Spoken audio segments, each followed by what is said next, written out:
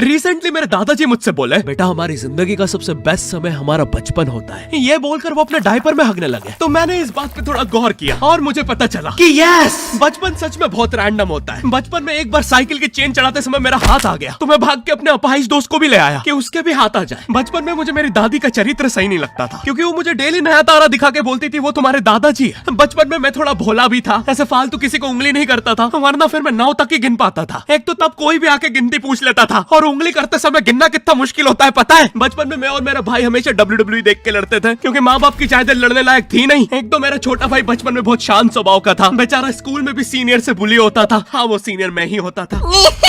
एक बार मुझसे बोलता, भैया डॉक्टर बनना मेरा सपना है। तो मैंने उसे नीट की बुक्स ला दी, तो अब वो उसका पूरा सपना बन गया। अब वो डॉक्टर गेम में भी बीमारी बनता है, और बवासीर पीछे होती है। चिंटू बुक्स नहीं पढ़ रहा है तू? एक बार बेचारा बिस्तर पे गिर के रोने लग गया, तो सब बोलने लग गए कुछ नहीं हुआ, चींटी मर गई, चींटी मर गई। मैं यहाँ सोच रहा हूँ फिर अभी तक हम चींटियों वाले बिस्तर पे क्यों सो रहे थे? हाँ, घर में सबकी पीठ पे ददोड़े हो रखे हैं। हाँ, ये नहीं गिरता तो हमें तो पता ही नहीं चलता बिस्तर पे चींटियां हैं। हम तो सोए जा रहे हैं चींटियों वाले बिस्तर पे। और स्कूल में जब भी ये छोटे भाई पैंट में हक देते हैं, तो बड़े भाई को क्यों बुलाया जाता है? पता है कितनी घनघोर बेइज्जती होती है पूरी क्लास के सामने, और बुलाते भी इतने सस्पेंस है, वो देख के बड़े भाई का हगना निकल जाता है। ऐसे 2 छोटे बच्चे स्लो मोशन में भाग के आ रहे हैं। हाँ, वो उनकी नॉर्मल स्पीड है।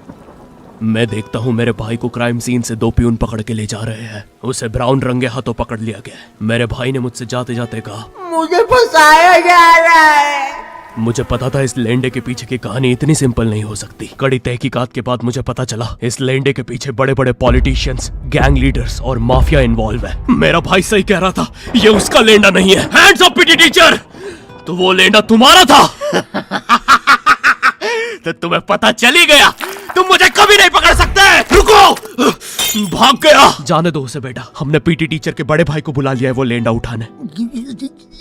लेंडा आपकी नजदीकी सिनेमा घरों में पड़ा होगा, तो देख के पैर रखना। ये चैनल पे जितने भी अजीब और गरीब चीजें तुम देखते हो, ये मैं और मेरे भाई की लाइफ में हमेशा होती रहती है, और इसलिए हमने ये चैनल नॉट योर टाइप बनाया था। मेरे भाई ने कहा तू बोल और मैं एनिमेशन करता हूँ, और लो बन गया नॉट योर टाइप। आपके अरे अभी भी लेंडा लगा हुआ है। बचपन में बोले जाता था कि तुम जितने दांत तकिए के नीचे रखोगे तुम्हें उतने ही रुपये मिलेंगे। तो मैंने दादी की 32 रख दी, तो मुझे 32 रुपए मिले। वो 32 7,000 की थी। जो पिटा हूं ना मैं घर पे, साली स्कैमर दांतों वाली परी, चांदी का दांत ले जाके 1 रुपया देती है। दांतों से याद है, बचपन में सब सूखा बॉर्नविटा खाते हैं क्योंकि दांत दूध के होते हैं। ठीक है, ये वाला जोक हटा दूंगा। बचपन में मुझे चुड़ैलों से बहुत डर लगता था। एक बार मुझे चुड़ैल के पैर के निशान दिखे, तो मैं उल्टा भागा, पर फिर मैं चुड़ैल के ही घर में आ गया। हाँ, मैं पट्टी में भूल गया था उसके पैर उल्टे होते हैं, तो फिर मैंने सोचा इसका पीछे से सर फोड़ देता हूँ। सर फोड़ने गया तो वो उसका मुंह निकला। फिर से भूल गया कि साली चुड़ैलों के बाल भी मुंह पे होते हैं। आदमी को पता चले तो चले कैसे। जब मैं छोटा था, नींद में बिस्तर भी बहुत गीला करता था। मेरी मम्मी हमेशा गुस्सा करती थी कि सोने से पहले सुसु किया कर। अब उन्हें कैसे बताऊं, फिर गीले बिस्तर में मुझे नींद नहीं आती। बचपन में मुझे गुस्सा भी बहुत आता था, तो मेरी मम्मी ने मुझे एक रेड स्टोन की अंगूठी पहना दी, और सरप्राइजिंगली उससे मेरा गुस्सा इतनी जल्दी उतरने लग गया, क्योंकि अब मैं जब अंगूठी पहन के लोगों को पीटता था तो गुस्सा इतनी जल्दी शांत होता था। वैसे ये अंगूठी मुझे एक बाबा जी के आश्रम से मिली थी। जब मैं वो आश्रम में गया था, वहाँ एक बहुत ही हॉट सी बंदी मुझे देख के बार बार स्माइल करे जा रही थी, तो मैंने भी मौके पे चौका मारा और जल्दी से अपना नंबर पेपर पे लिख के उसकी तरफ फेंक दिया। वो बंदी ने भी बड़े प्यार से मेरा नंबर उठाया और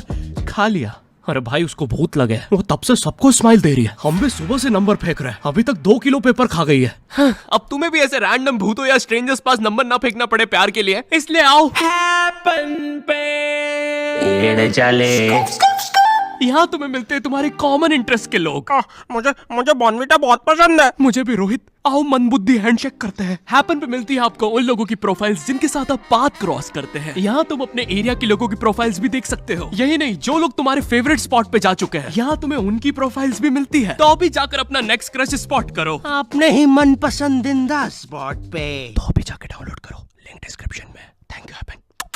बचपन में मेरी मम्मी हमेशा बोलती रहती थी कि बाहर जाके खेलो। अब बाहर मेरे मोहल्ले के बच्चे भाई वो ऐसे अजीब अजीब से गेम्स खेलते थे। कहीं ड्रैगन फ्लाई में रस्सी बांध के उसको पेट बना लिया है, कहीं नंगे भाग रहे टायर के पीछे लकड़ी मारते मारते। मेरी मम्मी को उन पे दया आ रही है कि बेचारे गरीब बच्चे किसी भी चीज से खेल लेते हैं, फिर हमारी कार पलट जाती है। हाँ, वो टायर हमारी कार का था। और मुझे एक बात बताओ, चक्के से खेलने पे वो गरीब कैसे कंसिडर हो रहे हैं? क्या पता उनने कार खरीद के चक्का निकाला हो, क्या पता लैम्बोर्गिनी के चक्के से खेल रहे हो। नहीं, तुम्हें कैसे पता चल रहा है वो गरीब है या अमीर? और एक चक्के से इतनी सारी एक्टिविटी करेंगे ये लोग। कभी चक्के में रस्सी बांध के झूला बना दिया, कभी झूले से फिका के खुद को लूला बना दिया, कभी लूले पे झूला बांधकर हुला हू बना दिया। ये इतने हरामी बच्चे थे, इनके साथ कोई भी घर नहीं खेलता था, क्योंकि घर ये जुए में लगा के हार जाते हैं। ये वो बच्चे जिन्हें तुम रिमोट कंट्रोल कार भी दोगे तो उसकी मोटर निकाल के पंखा बनाएंगे। एक बार इन्होंने रिमोट कंट्रोल रिमोट बनाया था। तुम अगर इस रिमोट पे बटन दबाओगे तो इस रिमोट पे बटन दबेगी, बस ये लोग मकर संक्रांति के दिन पतंग भी लूटते थे दुकानों से। पतंग से याद है मैं बचपन में अपने दोस्त जनक के साथ बहुत पतंग उड़ाता था। जनक गुजराती था और गुजराती लोग तो बहुत बड़े पतंगबाज होते हैं। वो लोग गला काटने के बाद भी काहे पोचे चिल्लाते हैं। जनक मेरे घर पे इतना बड़ा गिर्रा लेके आता था पतंग उड़ाने। उस पर पता नहीं कितने 1000 किलोमीटर का मांझा लपटा होता था। हम दोनों का सपना था उस गिर्रे की पूरी ढील देना। एक बार तो गिर्रा खाली होने ही वाला था पर वो पतंग आर तो घूम के हमारे पीछे से आ गई। हमने हमारी ही पतंग काट दी। तो इस बार हमने सोचा पतंग पूरी परपेंडिकुलर उड़ाएंगे, स्ट्रेट। हमने 2 घंटे ढील दी। वो मांझे में वेव सिग्नल आने लग गए प्राचीन भाषा में। हमें लगा हमने एलियंस ढूंढ लिया, बट फिर धीरे से वो सिग्नल क्लियर हुआ। हमें पता चला हमने कोई नासा का 100 मिलियन का टेलीस्कोप काट दिया। पतंग नीचे ले, टेलीस्कोप काट दिया।